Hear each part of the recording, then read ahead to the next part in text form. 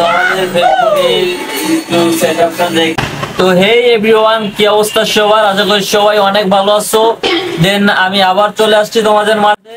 আমি নিউ একটা blog video নিয়ে, ব্লগ ভিডিও বললে ভুল হবে।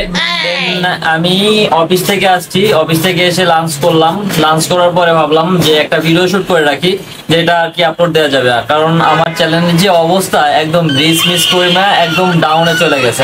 চ্যানেলের যে অবস্থা একদম রিচ মিস করি না, একদম ডাউনে চলে গেছে। হ্যাঁ, তো ভাবলাম যে কন্টিনিউ যদি ভিডিও আপলোড দেই বা তোমাদের কাছে যদি ভালো লাগে, সেরকম রেসপন্স পাই, আমি কন্টিনিউ ভিডিও আপলোড দেওয়ার চেষ্টা করব।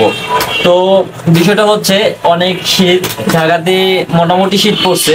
তো ঢাকাতে মোটামুটি অনেক শীত পড়ছে, যার কারণে আমি যে সুন্দর, কত সুন্দর আবহাওয়া, রোদ রোদ বাতাস এগুলো খাওয়ার জন্য বাইরে বেলকনিতে চেয়ার নিয়ে বসছি। তো তোমাদের বেলকনির একটু সেটআপটা দেখাই। বেলকনির সেটআপটা হচ্ছে, দেখতে থাকো গাইস। বেলকনির সেটআপটা হচ্ছে আমার এরকম। এখানে হালকা কিছু গাছ লাগানো আছে, আর এখানে তো পাখি তোমরা খুব ভালো করেই জানো। এই দেখো পাখি, এই যে ডিম পাচ্ছে পাখি।